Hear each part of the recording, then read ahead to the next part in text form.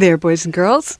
Today we're reading a Judy Moody book called Girl Detective. It's by Megan MacDonald and illustrated by Peter H. Reynolds. This is number 9, Girl Detective.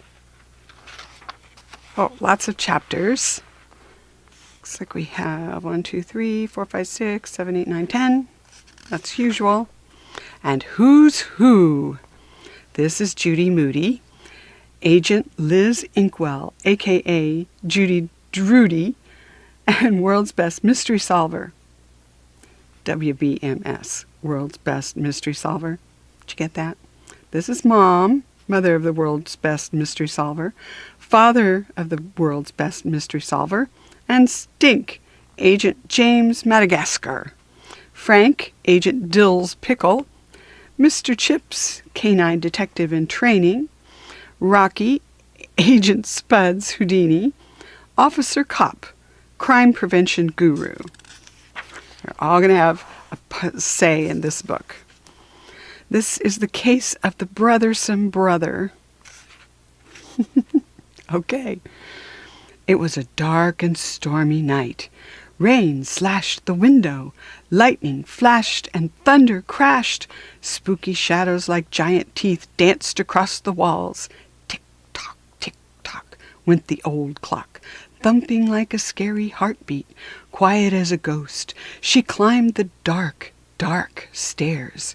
In her bare feet she tiptoed down the dark, dark hallway to the dark, dark door. She tapped 1, 2, 3 times, signaling in Morse code. Just then the door creaked open. Knock, knock. Ah! Screamed Judy from under the covers of her top bunk bed. She let go of the Mood Libs tablet she'd been writing in. It sailed through the air, bonking Stink on the noggin. Ouch! Yelled Stink, rubbing his head. Watch the brains! You're going to give me an egg on my head. You already are an egghead, Stink, Judy teased. Well, you don't have to throw the book at me. At least it wasn't the encyclopedia. That's what you get for scaring the pants off me while I'm writing a spooky Mood Lib story. Why are you under the covers? It's the middle of the day. Nancy Drew says a person should never be afraid of the dark, so I was practicing. Why do you have a flashlight? A good detective always keeps a flashlight under her pillow. Does Nancy Drew do that? Hello, haven't you read The Message Under the Hollow Oak? I'm not a Nancy Drew cuckoo head like some people. Can I help it if I'm trying to read all 56 original Nancy Drew classics? Stink waved the Mood Libs book at her. Does Nancy Drew throw stuff at her brother, too? Nancy Drew doesn't have a brother, but if she did, I'm sure she'd throw stuff if he scared the jeepers out of her. Jeepers? That's Nancy Drew talk, Stink. Get a clue. Do Nancy Drew mysteries have any stuff that blows up? Good mysteries have stuff that blows up, like boats or cakes or maybe exploding motorcycles. No, Stink, Nancy Drew mysteries have old clocks and hidden diaries and squeaky steps and stuff. Oh, said Stink. He did not sound one tiny bit scared. He sounded a tiny bit bored. But Nancy Drew mysteries do have stuff like exploding oranges and flaming rockets and spooky old mansions. Lots of mansions, and they are all haunted. And one time Nancy Drew almost gets crushed when the ceiling falls on her. Another time, she's chased by a phantom horse. She even gets strangled by a giant python. No lie! Exploding pythons are cool, said Stink, getting mixed up. Can I look at one of your Nancy Drews? Over there, Judy pointed to a pile of stuff on her desk, under my sock monkey. Stink lifted up Sock Monkey. Under your sock monkey is a pillow. Under the pillow, Judy told him. Stink lifted the pillow. Under your pillow is nothing but a big fat dictionary. Under the dictionary? Stink lifted up the dictionary. It's a mystery, just trying to find your Nancy Drew book. Under the dictionary was Nancy Drew book number 43, The Mystery of the 99 Steps. Why, it's under all this stuff. Why is it under all this stuff? Well, don't laugh, but... Ha! Judy is scaredy, Stink chimed. You hid it under there because it's scary. You're scared of a Nancy Drew nightmare. Can I help it if I have an overachieving imagination? Asked Judy. I double dare you to read it. In the dark. Stink shivered. See? Nancy's friend has this weird dream about this creepy 99 steps, so Nancy goes to France to try to find out and solve the mystery of her friend's dream. It's spine-chilling. Says so right on the back. Books don't lie, Stink. Maybe you'll have a bad dream from reading the book, and then I can go to France to solve the mystery of your bad dream and see the Eiffel Tower. The Eiffel Tower is so beside the point, Stink, but if you just gave me a genius idea, I'm going to solve a mystery. A real-life Nancy Drew scare-your-pants-off mystery. For sure, an absolute positive. What's the mystery? I don't know yet. I have to find one first. Do you have to go to France to find it? Stink, you don't have to leave the country to find a mystery. There could be one right in your own backyard. Stink looked out the window into the yard. All I see out there is your purple jump rope, a pink and white soccer ball, your bike with a flat tire, and the blue tent we use for the Toad Pea Club. The only mystery is why Mom and Dad don't make you pick up your stuff. Ha ha! Very funny. A mystery is out there, Stink. Maybe not in the backyard exactly, but it could be right under our noses. All we have to do is pay attention. Just like that, she, Judy Moody, went looking for a mystery. The mystery of the missing moose mice. If a person were going to solve a big fat mystery, she had to have a official Nancy Drew detective kit. Flashlight, check. Notebook, check. Grouchy pencil, check. Pocket magnifying glass, check. Duct tape, check. Zip-top bag, check. Let's see, Judy said out loud to herself. All I need now is a disguise, some money, and a French dictionary. She went into the upstairs bathroom and came back with Mom's makeup bag. Judy pulled out a tube of red lipstick, a compact, an eyebrow pencil, nail polish, tweezers, and a bobby pin. Ooh, cool, said Stink, coming into her room. Is all this stuff for a disguise? Stink, don't you know anything about detective work? Everybody knows lipstick is for writing SOS messages. Oh, I get it. Like if something exploded and your leg is pinned under a piece of metal and you go to yell help in French, but you lost your French dictionary, you write SOS in red lipstick or something. Or something, said Judy. Lipstick is good for fake blood, too. Like one time Nancy Drew smeared lipstick and pretended she was bleeding to trick the bad guys so she could escape. There are tons of bad guys like Snorky, Stumpy, Sniggs, and Grumper. Stink snorted. They sound like dwarves, not bad guys. And in the Phantom of the Pine Hill, there's an evil fortune teller named Madame Tarantella. Madame Tarantula? Cool. Can I try writing in lipstick? Stink asked. It's only for emergencies, Stink, said Judy. What about all that other junk? Stink asked. The powder in the compact can be used for dust, for fingerprints, and the little mirror is for spying on somebody. The eyebrow pencil is for this. Judy drew a quick mustache on Stink. Hey, said Stink, but instead of wiping his lip, he looked in the mirror. Judy held up a little black metal hair clip. Rule number 1, never leave home without a bobby pin. What's a bobby pin? Stink asked. This, baby, is for picking locks. Can I try? Knock yourself out, Judy said, handing him the bobby pin. Judy loaded all the detective stuff into her backpack. Stink picked up Judy's secret diary, stuck the bobby pin in the keyhole, and turned it. The diary popped open. Sweet, said Stink. It really works.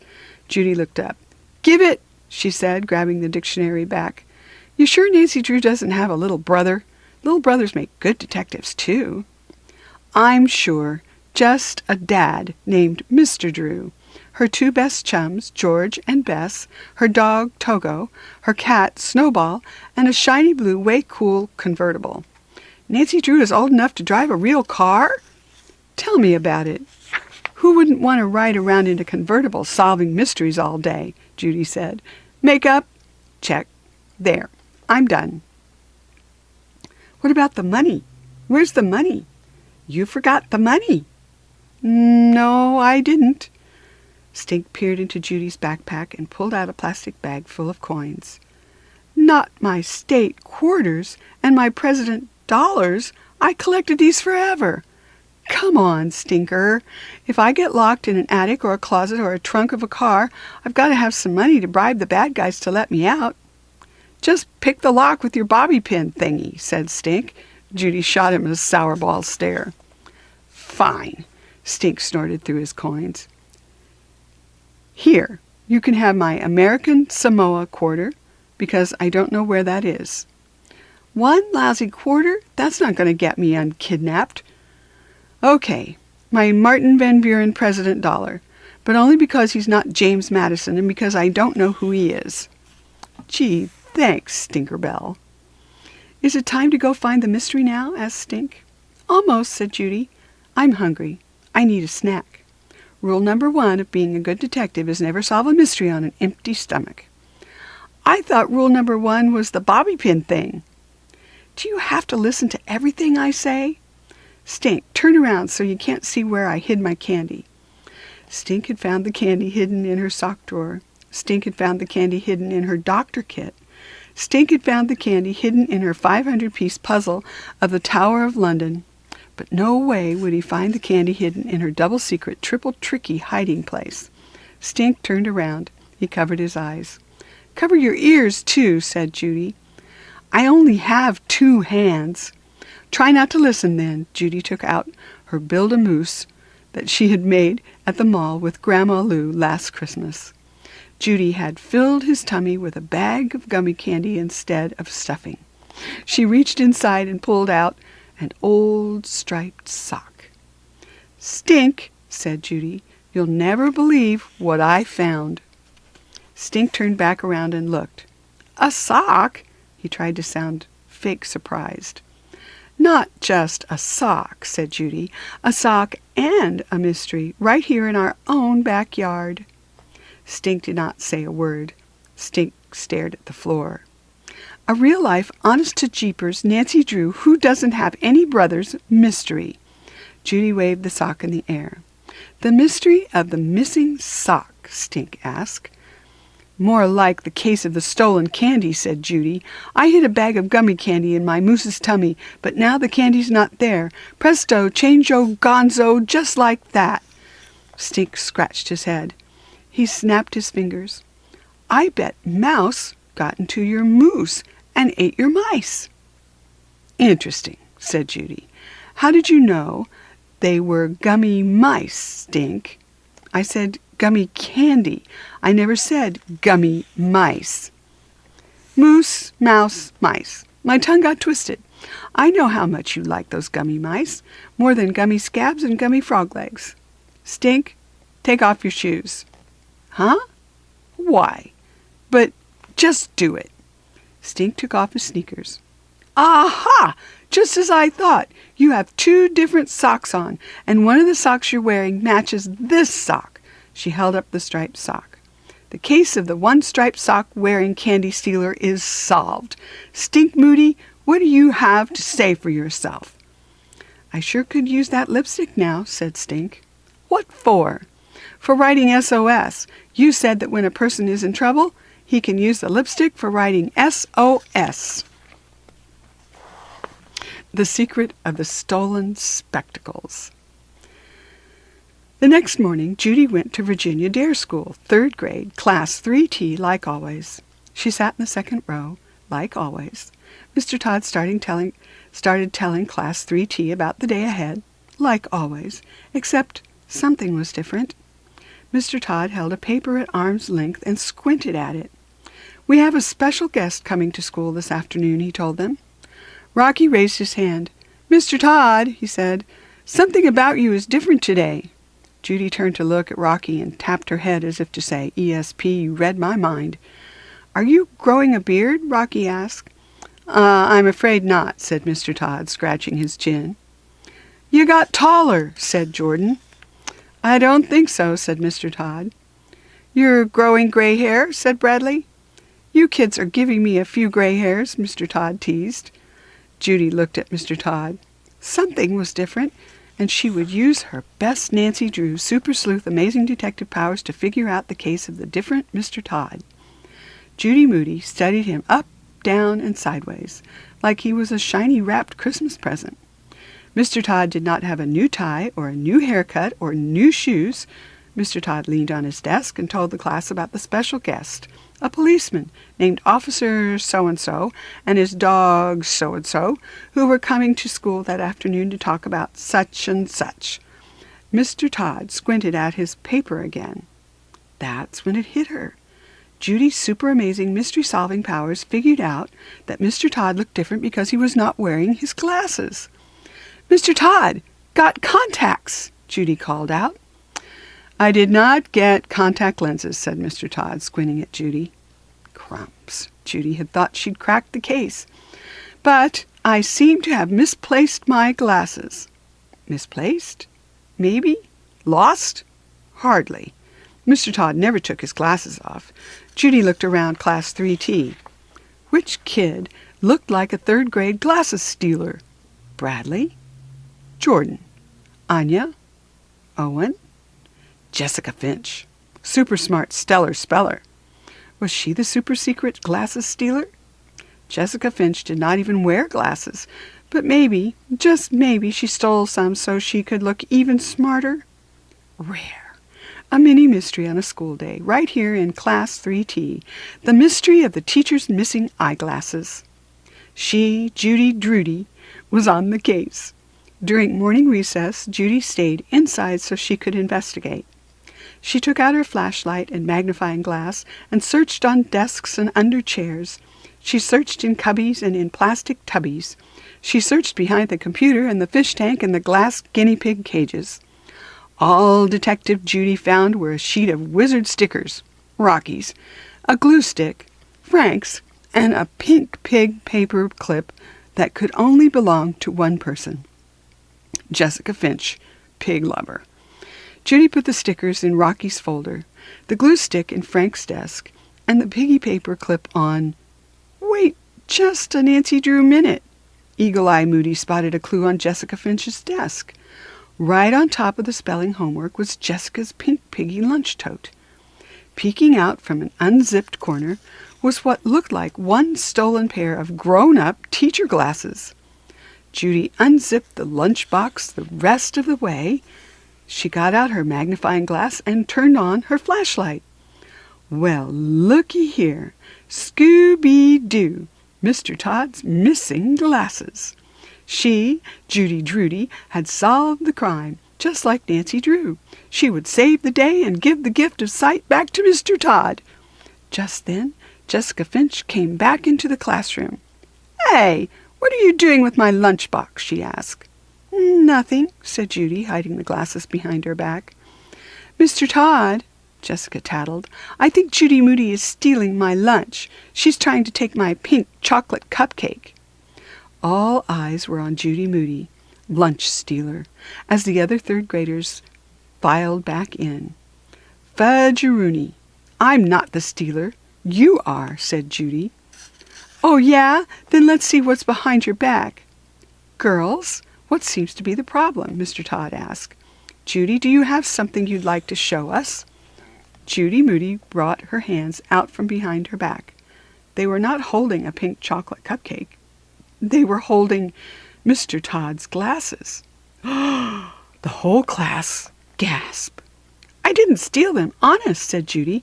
"I found them in Jessica Finch's lunchbox. She stole them, and I know why, so you wouldn't be able to see that she didn't finish writing her spelling words 5 times.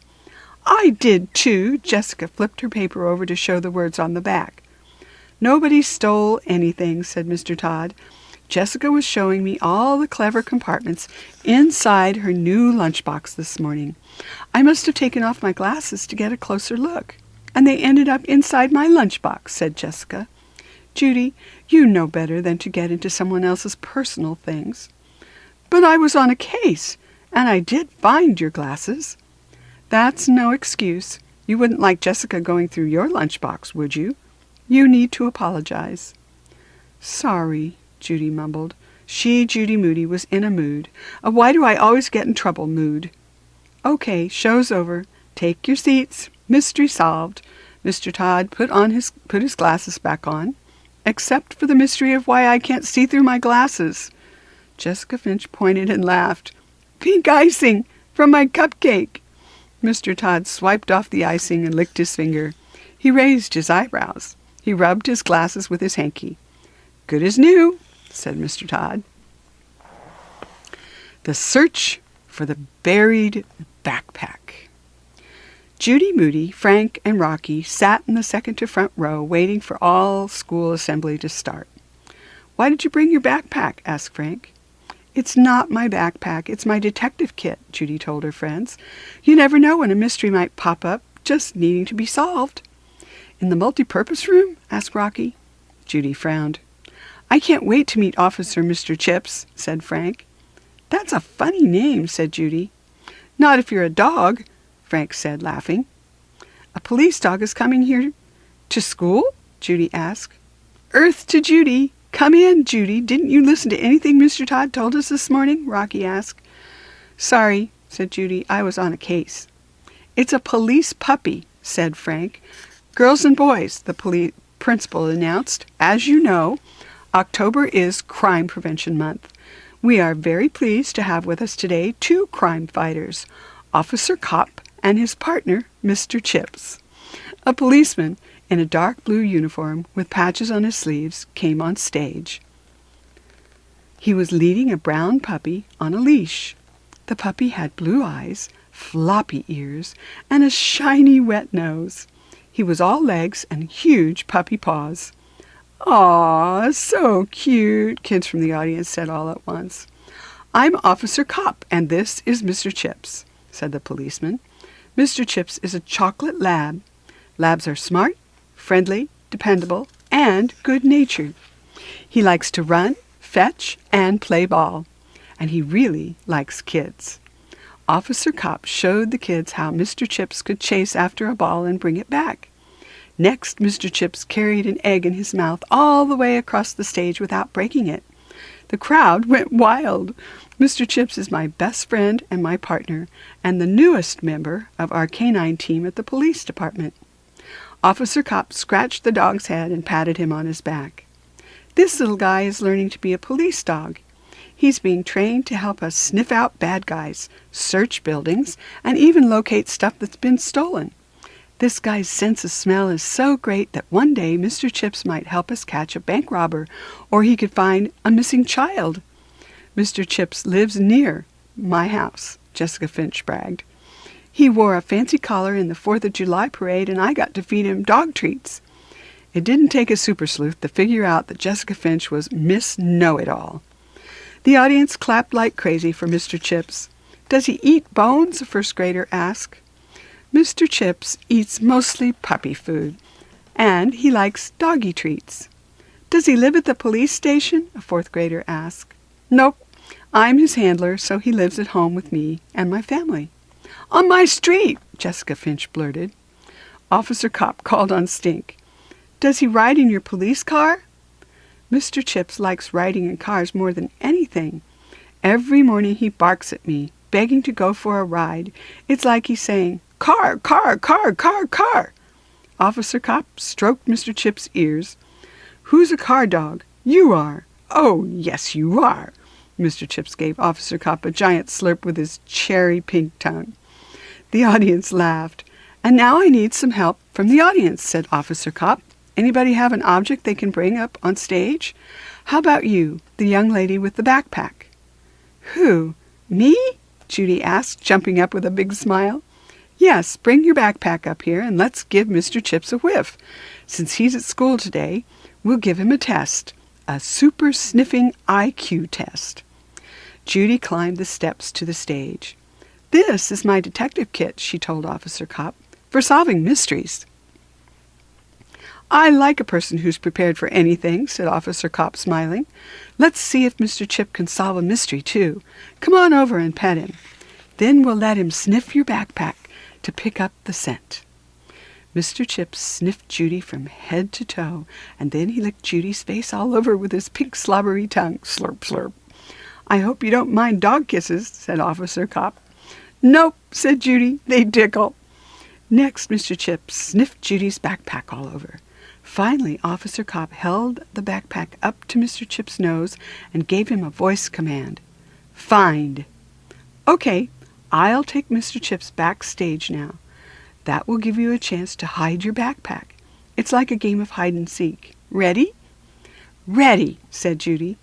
Officer Cop took Mr. Chips behind the thick velvet curtain. "No peeking, Mr. Chips," Judy called over her shoulder. Judy walked down the center aisle, snaking through the first graders. She cut through the row in front of the second graders and hopped right over Stink's legs. Then she walked backward all the way to the center aisle. "Hide it under Mr. Todd's chair," yelled some of the third graders. But Judy only walked around Mr. Todd's chair and then zigzagged through the fourth and fifth graders. "Behind the bleachers," kids yelled. "Hide it in the basketball hoop." "Trash can! Trash can!" Finally she stopped in front of the closet where the gym teacher kept all the gym balls, jump ropes, and orange cones. Judy checked to make sure Mr. Chips wasn't watching. Quietly, she opened the door. Ooh-wee! The closet was dusty and smelled like feet. Stink's smelly sneakers times 10. Judy pinched her nose. "This smells so bad it's giving me a nose wedgie." The audience laughed like crazy. In the closet sat a big wire basket loaded with soccer balls and basketballs, volleyballs and kickballs. Judy buried her backpack deep down in the middle of the pile of dusty, dirty balls, and Judy shut the door silently behind her and returned to the stage. "This one, right there." Shoo. Everybody hushed when Mr. Chips came out from behind the curtain. The puppy led Officer Cop down the side steps, and then he padded down the center aisle, following Judy's trail. He sniffed his way through the second grade, trotting up to Stink. He hopped over Stink's legs and sped up the center aisle. When he got to Mr. Todd's chair, he ran in circles like crazy. "He's chasing his tail," yelled Frank. "Give him a chance," somebody else yelled. "Come on, Mr. Chips," Judy coaxed. "You can do it." But Mr. Chips had stopped in his tracks. He looked confused.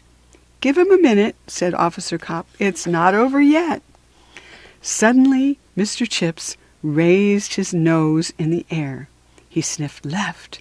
He sniffed right. Zoom! He shot off again, zigzagging his way through the fourth and fifth graders. At last he came to the door of the closet. "Arf, arf! Arf, arf, arf!" Mr. Chips barks at the door. Officer Cop opened the door. Mr. Chips bounded in and knocked over the wire basket full of balls. Boing, boing. Mr. Chips pawed his way through the bouncing balls. In no time he was trotting up to Officer Cop, Judy's backpack hanging from his mouth. The whole audience went cuckoo, clapping and cheering. "Good boy," said Officer Cop. Mr. Chips wagged his tail like crazy. "Whoa," the crowd buzzed. "How do you do that? Wow! It's magic." Officer Cop went back on stage with Mr. Chips and took a bow. "Sergeant Super Sniffer, the best partner a guy could have. Thanks, Virginia Dare School. You've been a great audience." Mr. Chips hung out his tongue and wagged his windshield wiper tail. From where Judy sat, it almost looked as if Mr. Chips were smiling. Pardon me. The mystery of the missing Mr. Chips. The next day, the day after that, all anybody could talk about at Virginia Dare School was Sergeant Super Sniffer, a.k.a. Mr. Chips. Then, late Friday afternoon, something happened. Something big. Judy was smack dab in the middle of an important case. Nancy drew book number 15, that is, The Haunted Bridge, when the loudspeaker crackled. Judy jumped 5 feet and yelled, "Yerp!" wrecking the silence in silent reading. "Teachers and students," said Principal Tuxedo over the intercom, "I have an important announcement to make. Officer Cop called to alert us that Mr. Chips has gone missing." This was terrible news, awful news, no good, way bad news. The dog was last seen in Bird Neck neighborhood on Abigail Lane at 7 this morning. "That's close to where I live," said Judy. "That's my street," said Jessica Finch, pointing at herself.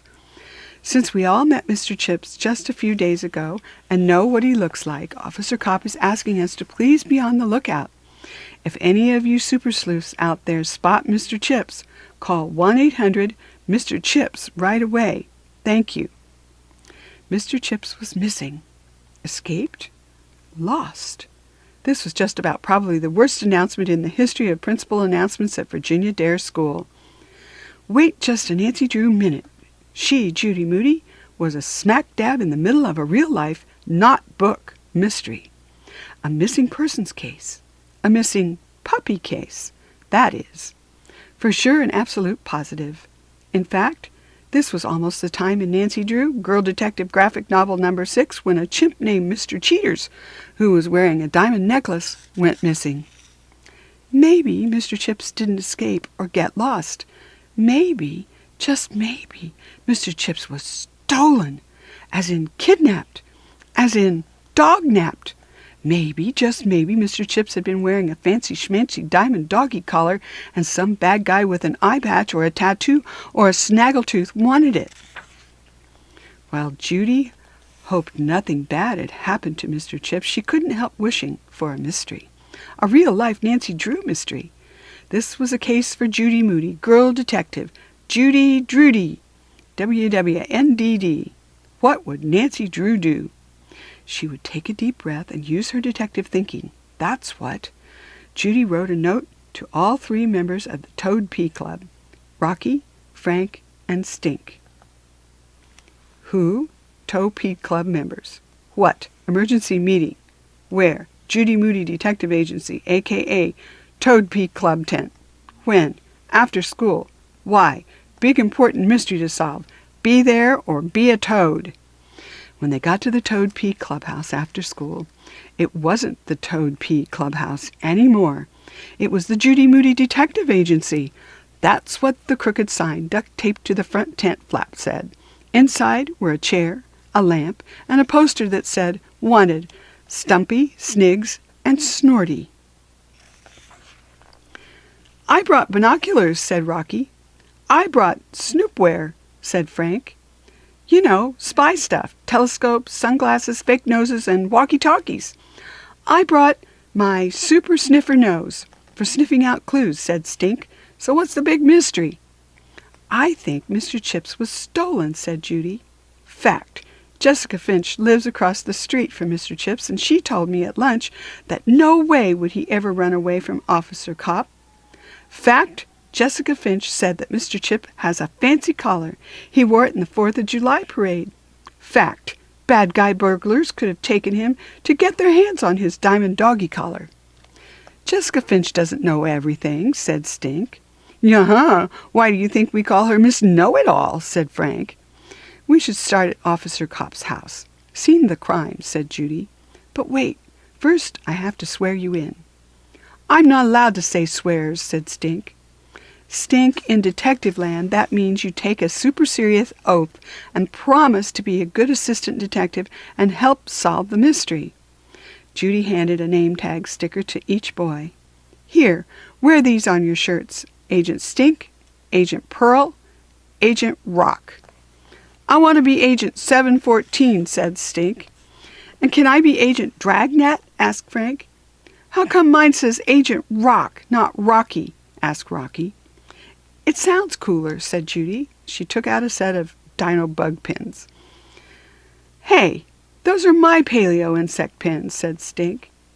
Why do we have to wear these? Asked Agent Rock. Quit bugging me, said Judy, passing out the pins. All detectives wear badges. These are your official badges. Can I be the stink bug? Asked Stink. Judy handed Stink a yucky millipede. I said Agent Dragnet, not Agent Dragonfly, said Frank. Rocky Agent Rock pinned on the Jurassic beetle. Fine, said Judy. I'll be the cockroach. I know how we can make real badges, said Stink. I saw it on public television. First you take cardboard and cut out the shape of a shield, and then you glue silver foil. Stink, this is no time for arts and crafts class. Fine, said Stink. I'll be the ladybug, but I'm going to pretend it's a prehistoric stink bug, and you can't stop me. Raise your right hands and repeat after me, said Judy. I, Agent Stink, Pearl, or Rock. I, Agent Stink, Pearl, or Rock. Do solemnly swear. Do solemnly swear, even though I'm not allowed to swear, said Stink, that I will obey all detective laws. That I will obey all detective laws. And listen to Judy. And listen to Judy. Because she is the WBMS, World's Best Mystery Solver. Because she is the...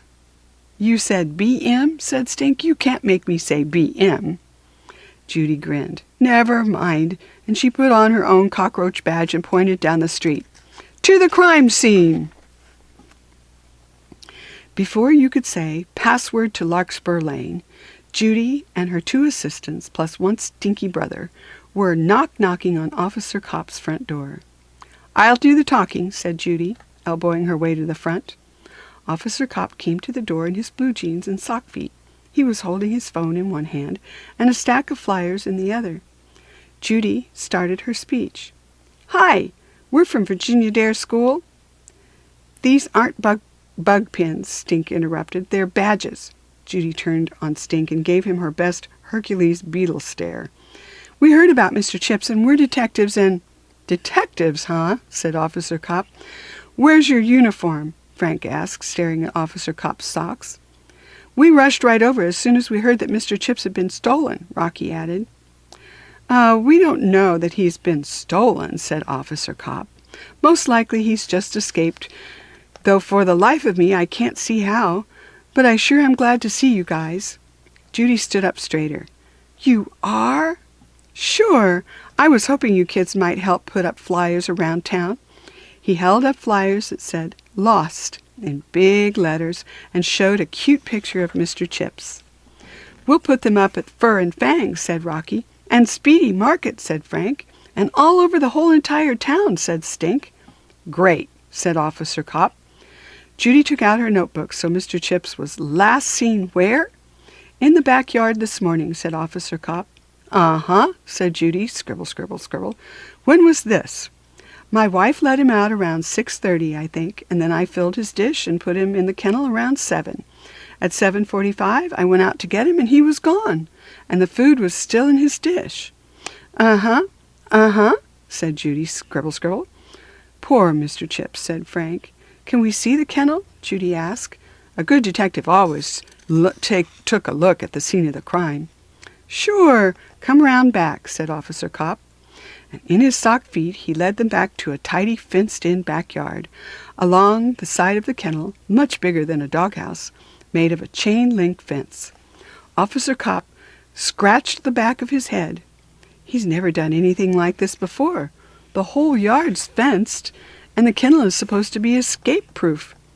The door was latched with a U-shaped hook. Was the latch open when you came out at 7:45? Judy asked. That's just it. The latch was still closed, and the door wasn't open. Scribble. Have you seen any suspicious characters lurking around? Anybody with a name like Grumpy or Scurvy? Stink asked. Not that I know of. This is a quiet neighborhood. Just then the phone rang from inside. They're patching all calls through, and the telephone's been ringing off the wall. Maybe it's a lead. Excuse me. Officer Kopp trotted towards the house. Judy tapped her pencil on the pad. Fact. Door is closed. Latch down. Fact. Dog food still in dish. If you were going to run away, wouldn't you finish your breakfast first? The boys nodded. Brilliant idea, number 67, said Judy. Get in the cage, Stink. We'll latch the door and see if you can bust out. Is this a trick? Are you going to lock me in the kennel and run away?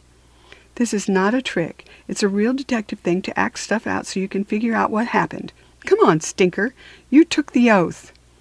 Stink dragged his feet into the kennel and Judy flipped the latch down. Now act like a dog. I'm not going to crawl around on all fours and pretend I'm a dog. Dogs can't talk, Stink. Arf! Stink got down on all fours and pawed at the air. Now bump up against the door of the kennel. No fair using hands. Stink bumped against the chain-link door. Ow! He rubbed his shoulder. See, said Judy, he can't open it, and he's way bigger than Mr. Chips. Judy bent to the ground, looking for more clues with her pocket magnifier. Aha! Judy shrieked so loud that all three boys jumped. Did you see a bad guy? Did you see a burglar? Did you see a bear? No, but I saw bad guy burglar boot prints the size of a bear. Look! And she pointed to the patch of mud in front of the kennel door.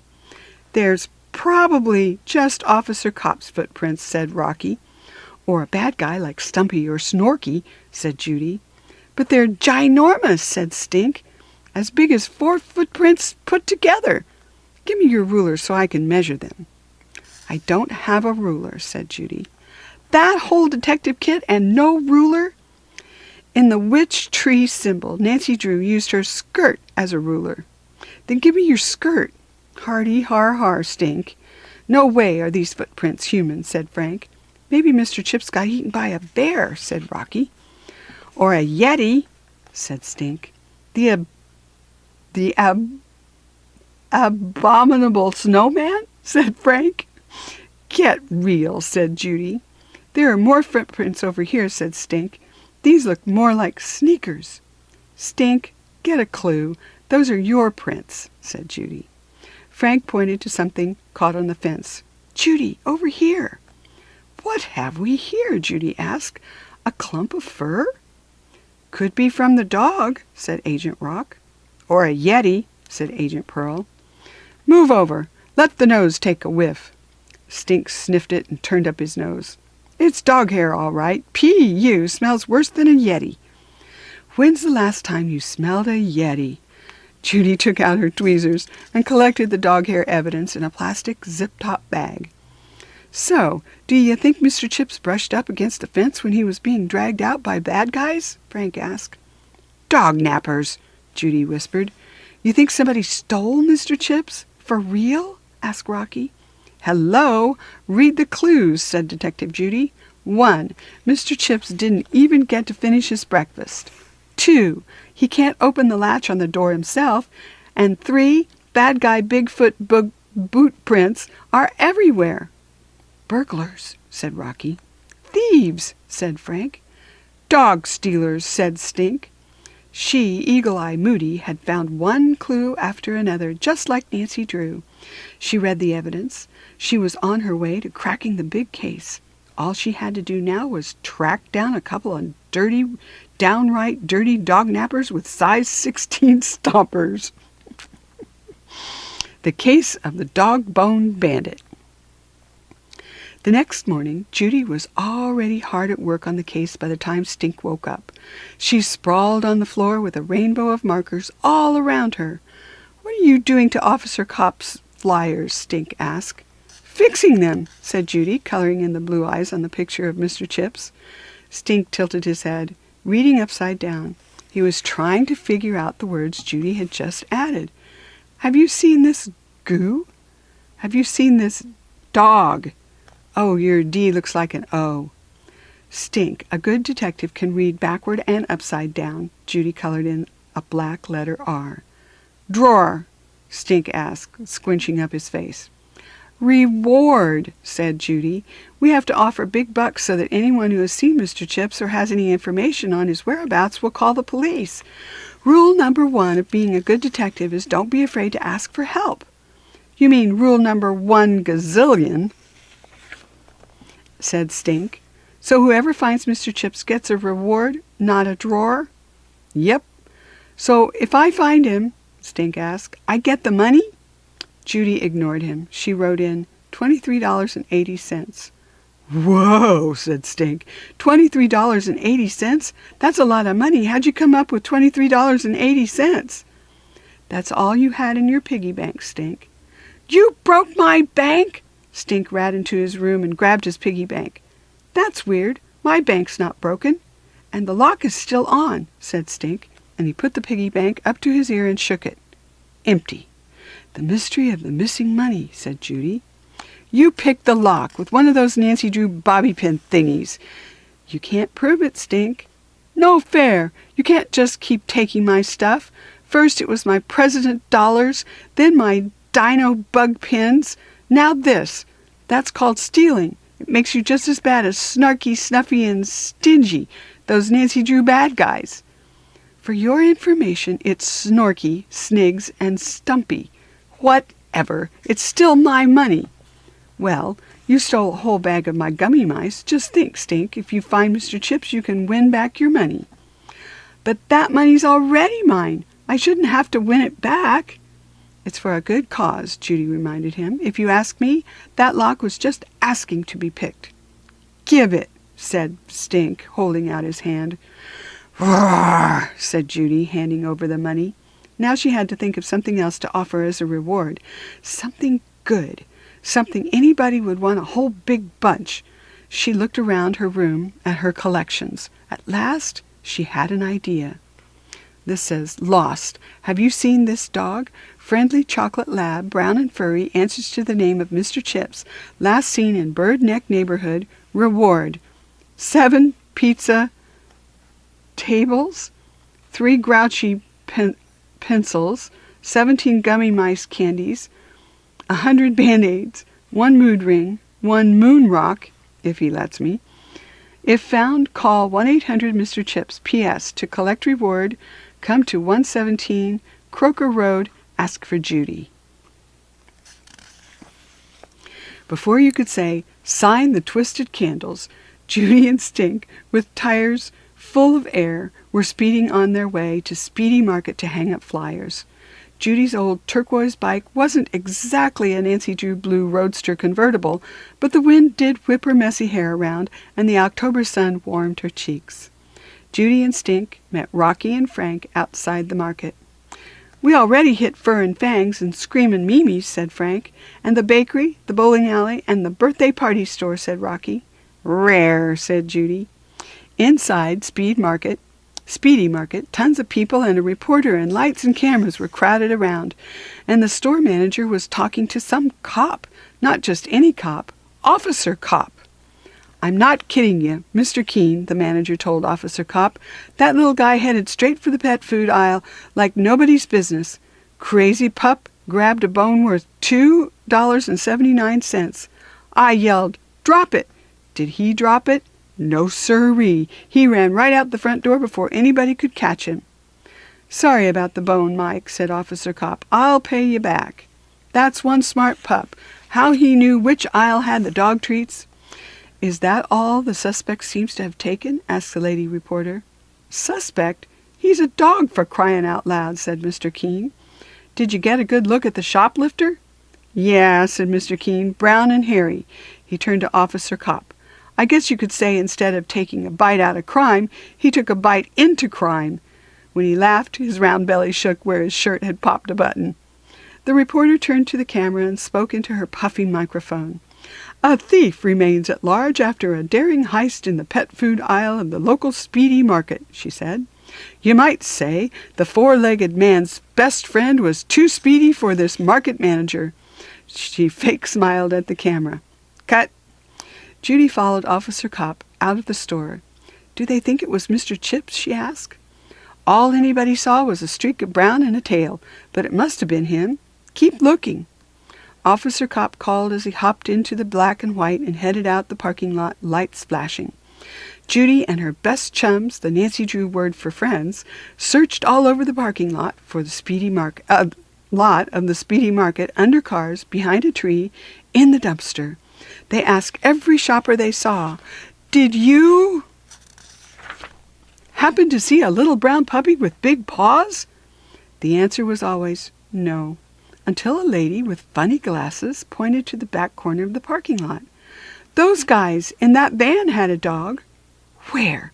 What van? Asked Judy, snapping her head around. Was he brown? Was he cute? Was he Mr. Chips? Just then a dark green van peeled out, tearing through the parking lot, tires squealing. Judy and her friends jumped out of the way. The van swerved out of the parking lot without stopping. Stop! Thief! Judy yelled, but the van sped off down the street before she could make out the letters of the license plate. Did you see that? It's got to be them. The bad guy dog-nappers. Judy was breathing fast and pointing down the street. This is so just like Nancy Drew Mystery No. 1, The Secret of the Old Clock. "How is this like some old clock?" Rocky asked. "Come on, guys, you read the book." "No, we didn't," all three boys said at the same time. "First of all, there's a dark van. Second of all, there's this girl named Judy. She's trying to cross the street and she almost gets hit by a moving van and she falls off the bridge and Nancy Drew has to rescue her and it turns out the bad guy jewel thieves stole an old clock and stuff." "I thought you said the jewel thieves were in the mystery of the brass-bound trunk," said Stink, "and the mystery of the Lilac Inn and the ghost of the Blackwood Hall and, wow, Nancy Drew must have more jewels than the Queen of England." "She doesn't keep them, Stink." Judy took out her notebook. "So did anybody see anything like a license plate?" "The first three letters were KGB, said Rocky. "KFC, said Frank. "KLF, said Stink. Or ELF. "Great," said Judy, putting her pencil behind her ear. "So we know who took Mr. Chips. Some secret bad guys who eat chicken and look like elves." "I think the one guy did have pointy ears," said Stink. "Rah!" said Judy. "What about the van? Did it say anything on it?" "Flush and flow," said Stink. "Push and go," said Rocky. "Flash and glow," said Frank. "Toilet emergency," said Stink. "Stink, not now." It had the words "toilet emergency" on the side. "I saw, for real, no lie." "Stink's right," said Frank. Judy chewed on the end of her pencil. "Toilet emergency. Flush and flow. So they must be like those guys that fix toilets and stuff? Rare." "The super bad guys are plumbers?" Frank asked. "That's just their cover," Judy explained. "Everybody knows that international jewel thieves can't ride around in a van that says jewel thieves." "The phone number was like 1-800-UNDOG, said Rocky. "Undog?" said Judy. "Are you sure it didn't say unclog?" 1-800-UNDERDOG, said Stink. "Great," said Judy. "Let's all take an underdog super energy pill and find a phone booth and change into superheroes. Then we'll find Mr. Chips." "Hip, hip, hip, and away we go," yelled Stink. "I know," said Frank. "Let's stake out the supermarket till they come back." "Yeah, we know Mr. Chips is hungry, right?" "Yeah, 'cause why else would a cop dog steal a dog bone?" Frank said. "I can't believe Mr. Chips is a shoplifter," said Rocky. "I don't think Mr. Chips is a thief," said Judy. "I bet these guys are so bad they're not even feeding him. So poor Mr. Chips has to steal his own food." "He's still going to have to arrest himself for breaking the law," Frank cracked himself up. Rocky and Stink cracked up too. "This isn't helping us find Mr. Chips," said Judy. "Rule number 1, said Stink. "A good detective always keeps a sense of humor." The case of the troublesome toilet. The rest of Saturday and all day Sunday, Judy and her fellow junior detectives biked all over the neighborhood in search of a dark green van. They saw black vans, blue vans, brown vans, maroon vans, but not one single green van with "toilet emergency" written on its side and driven by chicken-eating guys with pointy ears. On Monday morning, Judy Moody, was in a mood. A "why can't I solve a mystery" mood. Then came a clue when she least expected it. Judy was doodling paw prints with her grouchy pencil through Mr. Todd's talk about healthy habits when out of the blue the principal came on a loudspeaker and said 3 magic words. "Girls and boys, I'm afraid we have a bit of toilet trouble in the 3rd, 4th wing. We had an emergency this morning when a pipe burst and flooded the girls' bathroom. The plumbers are here to fix the problem, but we ask that you use the bathrooms by the library until further notice." Toilet? Emergency? Plumbers? Those 3 words were music to Judy's ears. She craned her neck to look out into the parking lot. That's when she saw it. A dark green van parked right across from the entrance to the school. Judy took out her notebook and wrote SOS in red lipstick. She held it up for Frank and Rocky to see. Her hand shot up. "Mr. Todd, I have to go. Bad. And Rocky and Frank have to go too." The whole class cracked up. Frank turned beet red. "To the bathroom, I mean." Jessica Finch raised her hand. Mayday, Mayday, I have to go too. Jessica Finch was just being a big fat copycat. What a fink face. Tell you what, said Mr. Todd, let's all take a quick bathroom break. Eagle-Eye Moody was back on the case. Judy, Rocky, and Frank rushed out the door and down the hall. They did not head for the bathroom by the library. They headed straight for the girls' room with the busted toilet. On their way, they ran smack dab into Agent Stink. Stink? The girls' bathroom is broken and the bad guys' plumbers are here to fix it. No lie, Judy told him. Judy saw the van parked outside, said Frank. It's green, just like the one at the Speedy Market. Mr. Chips could be right here, right now, said Rocky. This is big, Stink, and we only have 5 minutes. Be our lookout while we check out the bathroom. What? You can't go in there. There might be exploding toilets or bad guys. They could tie you up or give you a major flushy or something. A flushy? Asked Judy. That's when they stick your head in the toilet and flush, Frank whispered. Rule number 1, Stink. Don't be afraid of flushies. Judy reached in her pocket and pulled out her SOS lipstick. If anything happens, I'll write SOS on the mirror. Besides, I've got backup. Agent Rock and Agent Pearl are going in with me.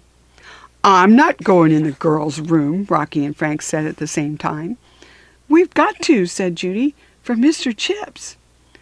Hurry up, said Stink, glancing up and down the hall. Just yell toilet paper if you get into trouble.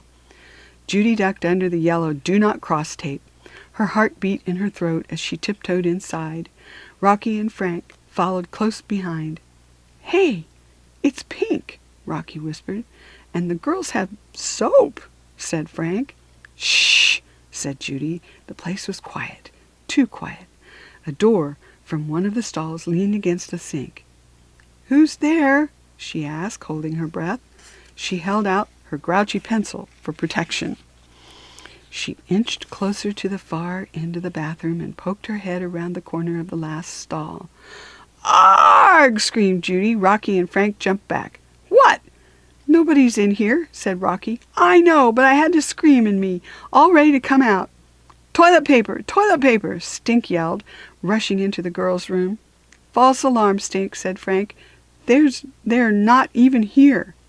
No, but they were here, said Judy, pointing to the tools left on the floor. Maybe they flushed themselves down the toilet, said Stink. Stink, you have flushies on the brain. Frank picked up a piece of old pipe. The plumber did it, with the pipe in the pink room. It's like that game, Clue. Maybe they're phantom plumbers, said Stink, like that phantom horse in Nancy Drew No. 5, The Secret of the Shadow Ranch. Judy blinked. Nice work, Agent Stinkbug. How'd you know that? You told me? Judy shook her head. I might have seen it on Sophie of the Elves' desk, and I might have just happened to take a peek. Phantom or not, they were here, said Rocky, and where there are fake plumbers with a green van, Mr. Chips can't be far behind. For sure and absolute positive, said Judy. Check this out, said Frank. He held up a piece of old rope. One end was tied in a knot, and the other was frayed. Evidence! Stink sniffed the rope. It smelled doggy, all right. The nose knows. Poor Mr. Chips, said Frank. We're getting warmer. I can feel it, said Judy. I bet my mood ring they keep Mr. Chips tied up with this rope while they fake like they're fixing toilets. But where are they now? Rocky asked. Judy twisted the SOS lipstick, her detective brain spinning around and round. I've got it, she snapped her fingers. They left in a big fat hurry because they know we know. How do you know they know we know? Asked Frank. I don't know. Call it a Nancy Drew hunch. I just know they know we know.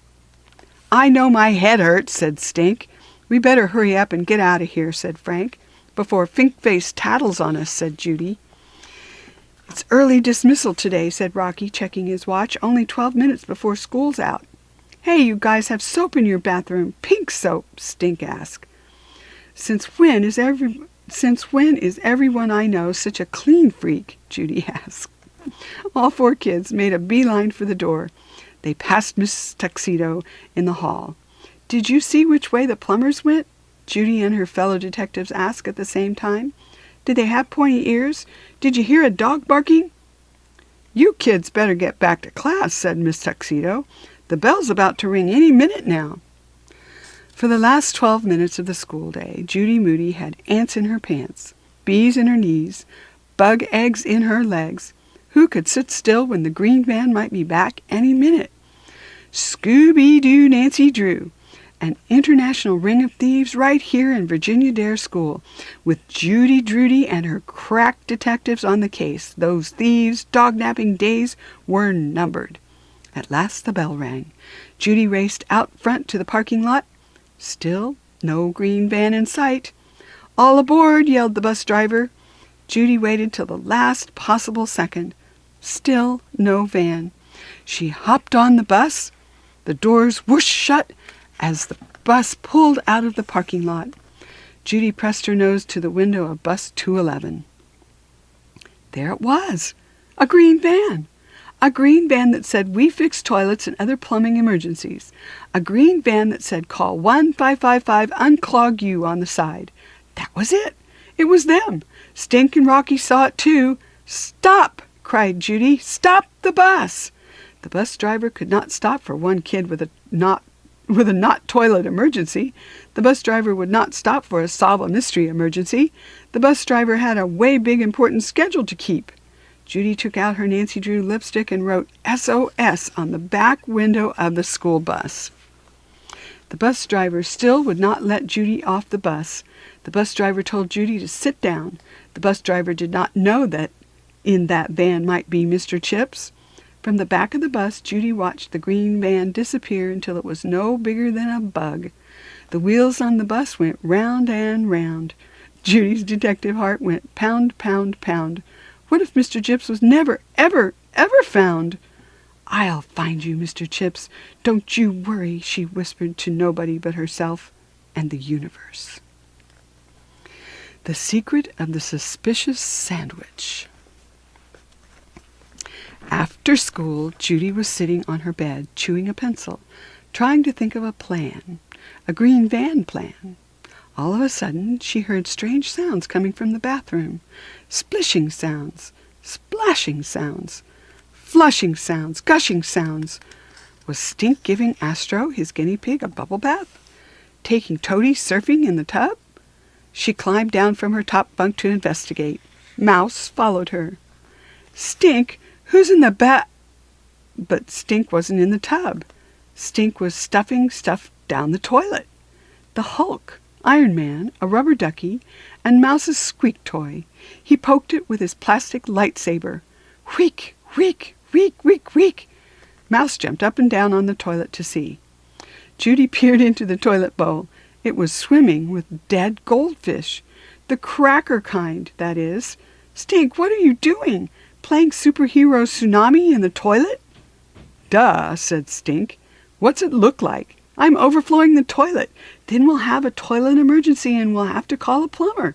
The bad guys in the green van will come right to our house. We'll flush 'em out and rescue Mr. Chips. Get it?" "Genius," said Judy. Just then Stink flushed the toilet. Spew!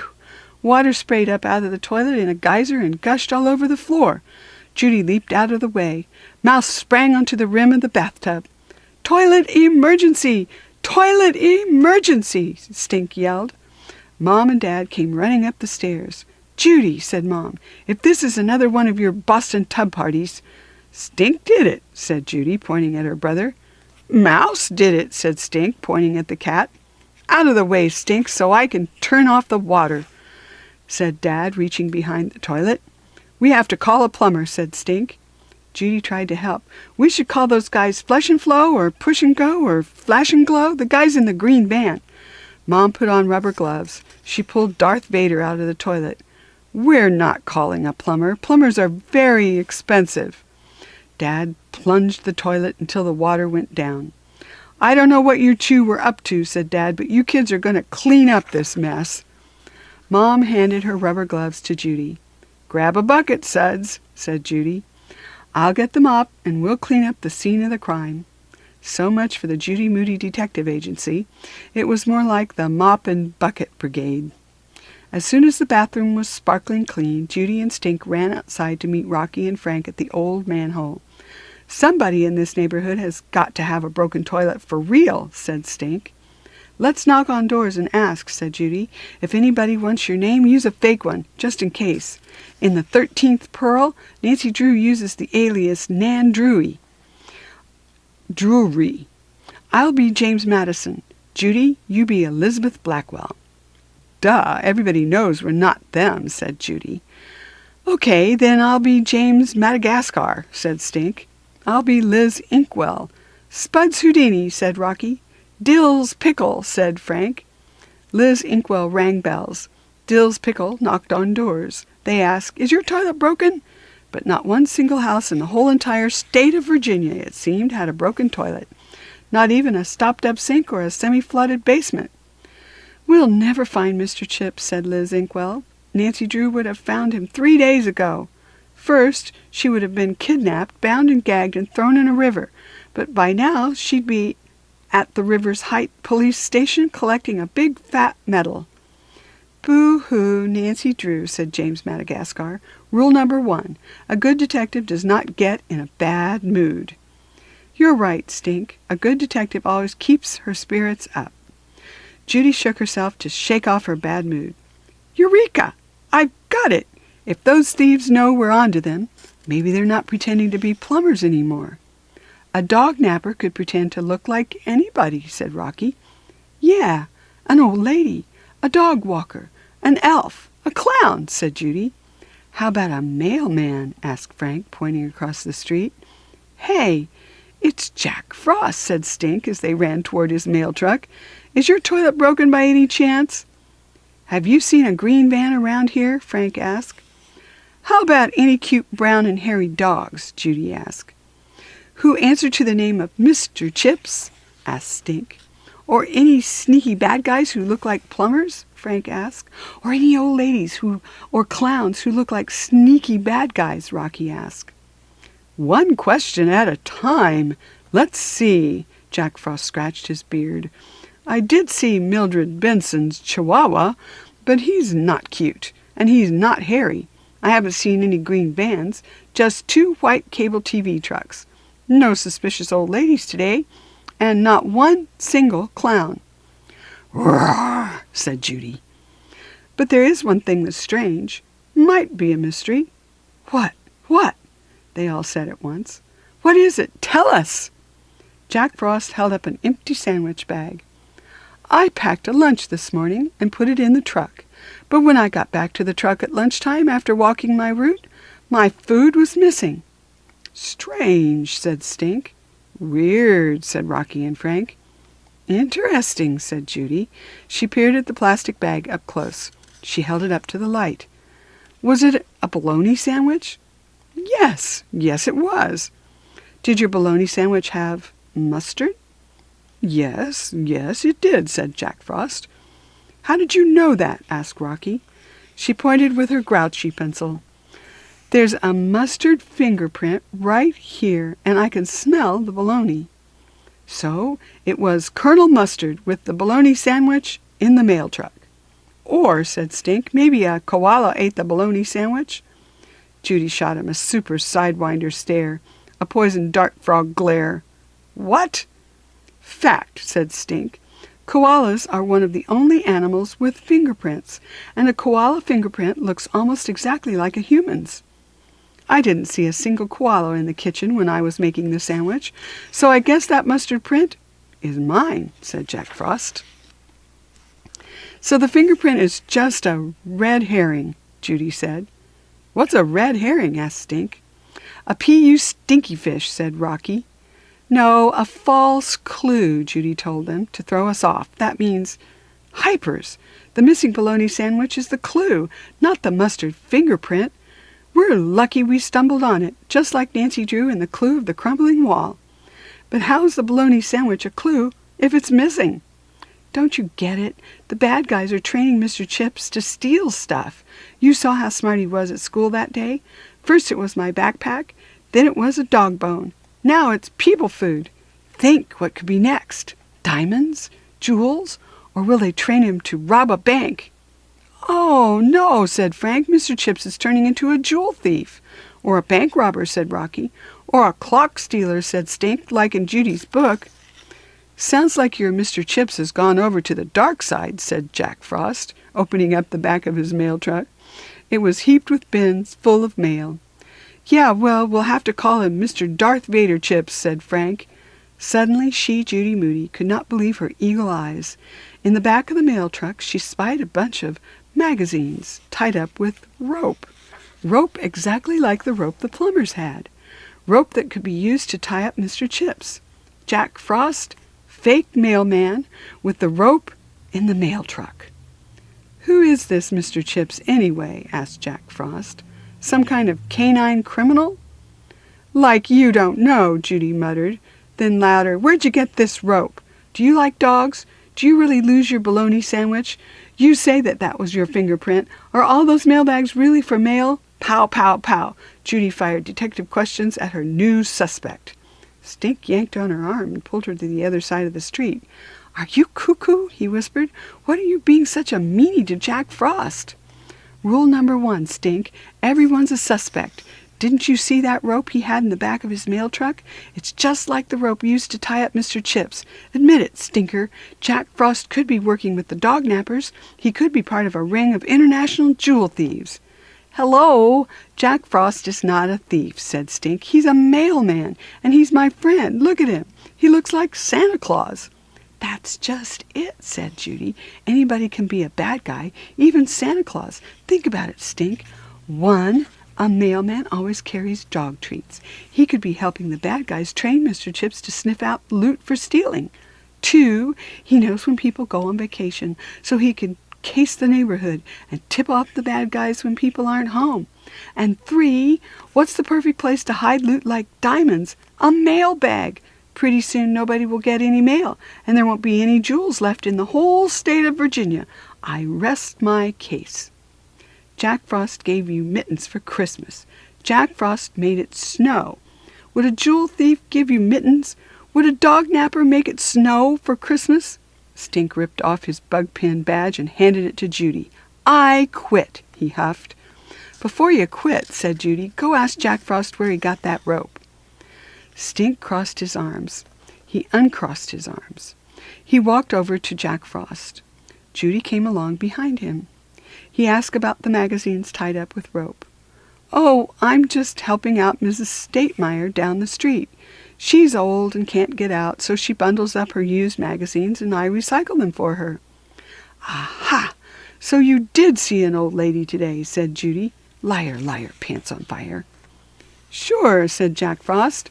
"Well, the mail won't deliver itself." Jack Frost hopped back in his truck and started it up. "Let me know if you find that sandwich," he called.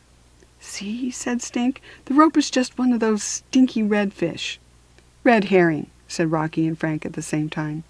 "Herring, schmearing. I rest my case," said Judy. Just then she realized that the mail truck had started off down the street. "Wait! What was that old lady's name? How do you spell it? And what street does she live on?" But it was too late. Jack Frost's taillights were already turning the corner. The Case of the Curious Cookie Crumbs. The next day, Judy Moody, was in a mood, an undetective mood, a bummed-out, not Nancy Drew mood. Not one clue so far had led to finding Mr. Chips. Nancy Drew made it all look so easy-peasy, even if she was in an avalanche or being strangled by a python. But what if Judy Moody, girl detective, never cracked the case? What if Mr. Chips never made it home? Mystery unsolved. Judy wondered if Nancy Drew ever had an unsolved case. She didn't think so. Rule number 1, never give up. Judy sat on the 3rd grade lunch table. In between bites of peanut butter and banana sandwich, she made a list of suspects in her detective notebook. Plumbers in green van. Jack Frost. Jessica Finch crossed out. Ha ha, I wish. Old lady begins with an S. The trail had gone cold. The green van had been at school again this morning, but it was gone by lunch. The toilet in the girls' bathroom was fixed, and Jack Frost was just delivering mail like he did every day. Even old Mrs. S. was probably just some nice old lady like Mrs. Abby Rowan in Nancy Drew No. 1, The Secret of the Old Clock. Some nice lady who liked to recycle. Judy was miles away when she heard Jessica Finch bark from across the table. "Hey, my lunch! Judy Moody stole my lunch for real this time." "Me too," said Matthew. "Me 3, said Jordan. The whole third-grade lunch table stared at Judy with googly eyes. Judy popped up out of her chair and peered into Jessica's pink piggy lunchbox. "What, was it a bologna sandwich?" she asked. "Fail. Guess again," said Jessica. "Did you have a bologna sandwich?" Judy asked Matthew. "Nope." "Did you have a bologna sandwich?" Judy asked Jordan. Jordan shook her head no. "But somebody spilled my salad all over." "Somebody smushed my hummus sandwich," said Matthew, "and somebody spilled all the apples out of my apple curry turkey pita," Jessica Finch squeaked. "What are you guys, the Health Nut Lunch Club or something?" Jessica looked at Matthew and Jordan. "We're the tofu triplets." Jessica was so not kidding. Judy laughed, and milk sprayed out of her nose. "We bring healthy stuff for our lunches and share. Today I brought an organic chocolate chip cookie for everybody," said Jessica, "and now mine is Gone, gone. All that's left are a few lousy crumbs." "That's the way the cookie crumbles," Judy teased. "Mine's gone too," said Matthew. "Me 3, said Jordan. "And we know who stole them." All 3 of the tofu triplets pointed at Judy Moody. "Give us back our cookies, you crummy cookie crook." "Crumbs to that. Why would I steal a chocolate chip cookie when I have my own right here?"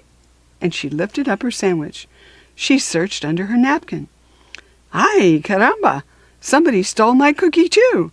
Something strange was going on at the Virginia Dare School, and getting stranger by the minute. "Jessica, did you have your lunchbox with you at all times today?" "Some detective," said Jessica. "Mr. Todd told us to drop our lunches out here before going to the library. Remember? Anybody could have gotten into them." "I bet it was a 5th grader," said Jordan. "Wait just a Nancy Drew minute. Was the green band back at school again? Were the bad guys training Mr. Chips to steal chocolate chip cookies now? But why? Maybe the cookies were just practice, part of Mr. Chip's training. Today they were teaching him to sniff out chocolate chip cookies. Tomorrow, diamonds and jewels and stuff." Nancy Drew was always vexed by her cases. Judy Moody was vexed and perplexed, which was just a fancy Nancy way of saying stumped. Or was she? "Jeepers! I think I've got it," Judy cried. All she needed now was one more clue. One more piece to solve the puzzle and crack his case wide open. And that clue could only come from one person.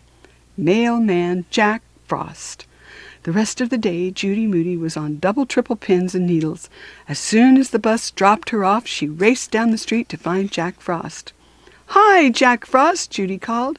"So we're friends again?" Jack Frost teased. "Chums," said Judy, nodding. "One question." "Shoot," said Jack Frost. "Okay, think back to yesterday. Was there anything else, anything in your lunch besides a bologna sandwich?" Judy had her pad and pencil ready. Jack Frost scratched his head. Jack Frost stroked his beard. "Well, let's see. There was a carrot. What else? What else?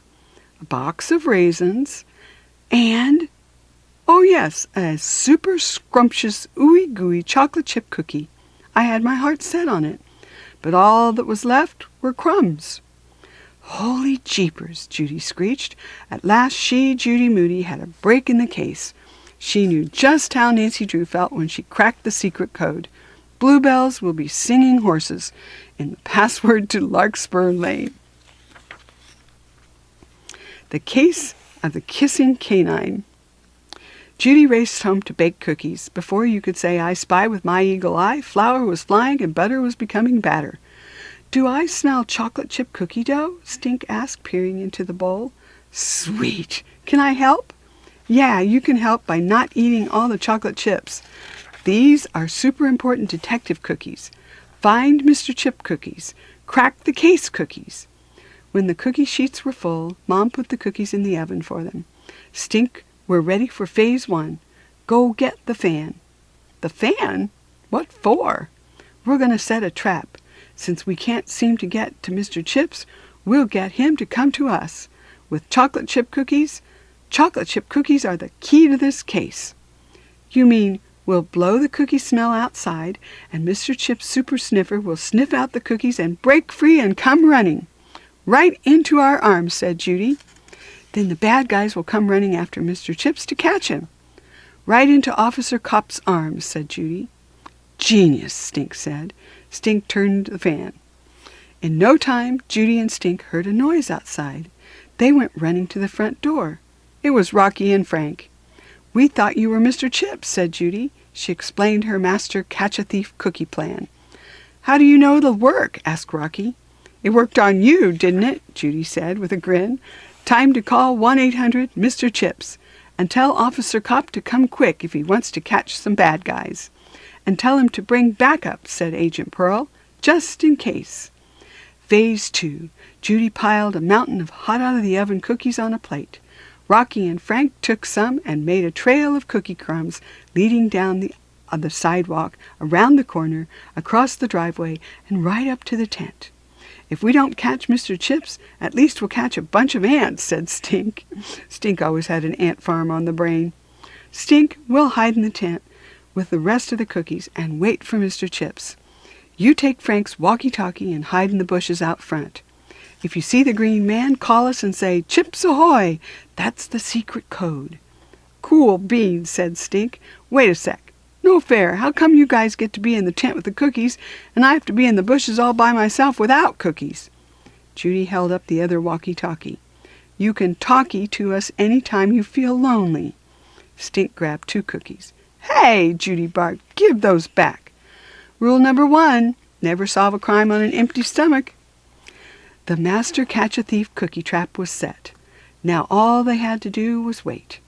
"Breaker, Breaker, this is Adam 12, said Stink. "Do you copy me? We got a possible Beetle Bailey." "Huh?" "It's a green VW bug," said Stink. "A bug is not a van, Stink." They watched and waited and watched some more. "Breaker, Breaker," said Stink. "Come in, Breaker. You read me?" "Roger that," said Judy. "Rocky's mom is taking out the garbage. Over." "Oops, I was supposed to do that," said Rocky. "We've got an S as in Saturn, Q as in quark, U as in underwear, I as in I don't know, R as in rock, E as in Easter bunny, L as in loser." "A what?" Frank asked Judy. "Squirrel. I think he might mean squirrel." "Learn to spell, Stink." They waited some more. Beetle Bailey still parked, cat burglar on a fence. "Over," said Stink. "Repeat, did you say burglar?" "Just a cat." "No green van?" "Negatory on the van. Just a crow picking at some leftover road pizza." "So we just sit here?" asked Frank. "My butt's asleep," said Rocky. "Stakeouts are boring," Stink said over the walkie-talkie. "Not," said Judy. "This is as exciting as one time in the mystery of the moss-covered mansion, when Nancy Drew chased a wild leopard and trapped him in the garage with a calm-down pill hidden inside the piece of meat." "Chips ahoy! Chips ahoy!" crackled Stink. "Movement in the bushes across the street. I think I see something furry." Judy sat up on alert. Frank and Rocky peered out the tent flap. "Negatory. Scratch that. Just the cat burglar again." Still more waiting. "Chips ahoy!" Stink called again. "Got your ears on? I think I see a tail." "A doggy tail." "False alarm. Just the S as in Saturn, Q as in—" "Stink, you have the right to remain silent," said Judy. "Chips ahoy!" hissed Stink. "Chips ahoy!" "He's like the boy who cried Chips ahoy," said Frank. "No way are we falling for that again." Just then Judy heard a new sound. A sniffing, snuffling sound. A panting, pawing sound. Is it? Was it? Could it be? All 3 faces peered out the front tent flap. "Holy jeepers, Mr. Chips!" Judy held out a cookie. "Good boy. Come here, Mr. Chips." In one leap, Mr. Chips jumped right into the tent and on top of Judy, knocking her over. Cookies went flying. Mr. Chips' tail was wagging 5 miles a minute. Judy hugged that wiggling ball of fur, and kissed that puppy on his wet nose. "Mr. Chips," said Rocky and Frank. "Who's a good boy? You are." "Oh, yes, you are." Mr. Chips rolled over, paws in the air. They tickled his tummy. "Chips ahoy! Chips ahoy!" Stink was still yelling. "Come in, Breaker! Do you read?" Finally he came rushing into the tent, where the little brown furball was licking Judy, Rocky, and Frank from head to toe. "Told you!" Stink cried. "Where'd you go, boy?" Rocky asked in between doggy kisses. "I wish you could tell us where you've been." "You're safe from the bad guys now, Mr. Chips," said Frank. "You didn't see the green van, did you, Stink?" "Nope, not even a piece of rope or a bite of bologna sandwich." "How'd you break away from those bad guys?" Judy asked. "Who's a smart doggy?" "You are."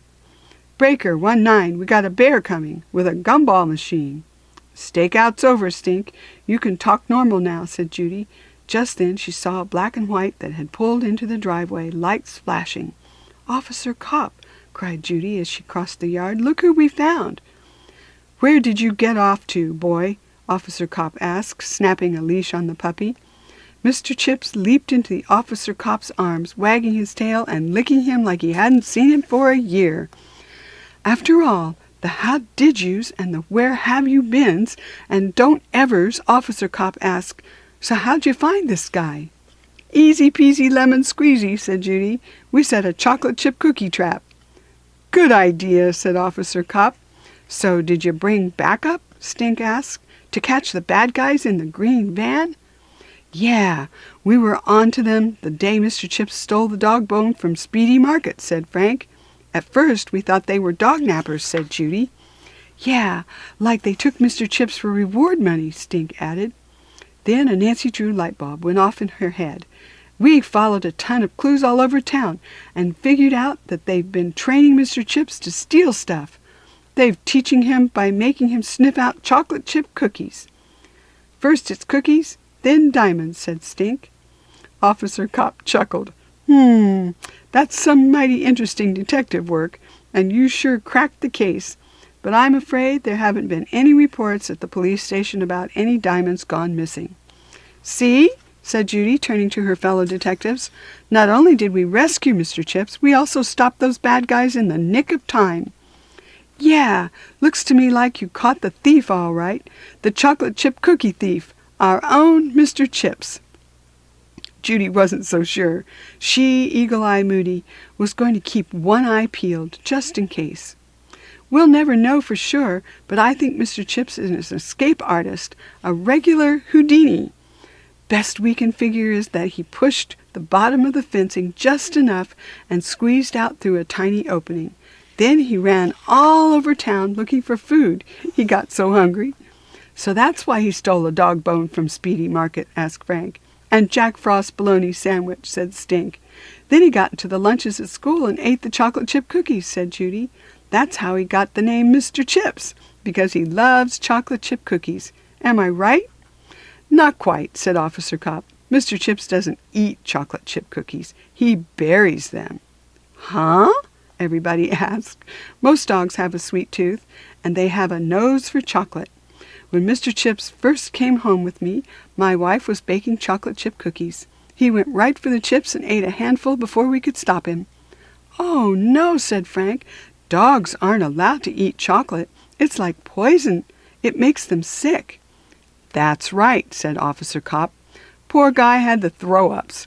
We took him to the vet, and she told us that chocolate makes dogs sick. So before he even got any police dog training, he was trained not to eat chocolate." "Then why would he steal all those cookies?" Judy asked. "Go ahead and give him a cookie," said Officer Cop. "Watch what he does." Judy held a cookie up to Mr. Chips. He sniffed it, then ran with it between his teeth, the way he carried the egg across the stage at school that day. He started digging under a tree. "He's going to bury it," Judy said. They ran after Mr. Chips. Judy peered into the hole he had dug in the soft earth. "Hey, there's a bunch more cookies in there," said Stink. "Where'd he get those?" Rocky asked. "He has a whole stash," Frank said, pointing and laughing. "Thin Mints," said Judy. "Mom bought Girl Scout cookies from Jessica Finch, and I left some in the tent." "What did I tell you?" said Officer Cop. He scooped up Mr. Chips. "Well, now that these super detectives found you, I better get you home, huh?" He rubbed noses with Mr. Chips. "I was worried I'd never see this guy again. I thank you, and Mr. Chips thanks you." "Rare," said Judy. "I finally got to solve a mystery. The mystery of the missing doggy detective. This is just like the time Nancy Drew rescued a police dog puppy in book number 1, The Secret of the Old Clock. No lie. She felt as shiny as a penny in Nancy Drew's penny loafers." "Is there a reward?" Stink asked. "Are you going to arrest Mr. Chips for stealing that dog bone?" Frank asked. "Will Mr. Chips still get to be a police dog?" Rocky asked. "No, and yes," said Officer Cop, "but it'll be a while. He still has a lot to learn. A lot more training to do. Back to doggy detective school for you." "Oh, I wish I could keep him," said Stink. "Stink, he's not a pet," said Judy. "He's a crime buster. Aren't you, Mr. Chips?" She rubbed noses with the puppy, too. "Looks like this mystery's solved," said Officer Cop. "No more cookie stealing for you, little fellow. Case closed." Case closed. If Judy Moody had learned one thing from Nancy Drew, besides never leave home without a bobby pin, it was that a detective's work was never done. Haunted houses, secret diaries, stolen diamonds. Around every corner was a mystery, just waiting to be solved. And where there was mystery, there would be Judy. The kids waved to Officer Cop and Mr. Chips. "If any diamonds go missing," said Judy, "you know who to call." "Who?" asked Stink. "Judy Moody, girl detective," she said, grinning from ear to ear. Case closed. Wow, the end. Thank you for reading number 9, Girl Detective, Judy Moody, with me. Until we read together again next time, boys and girls. Bye-bye.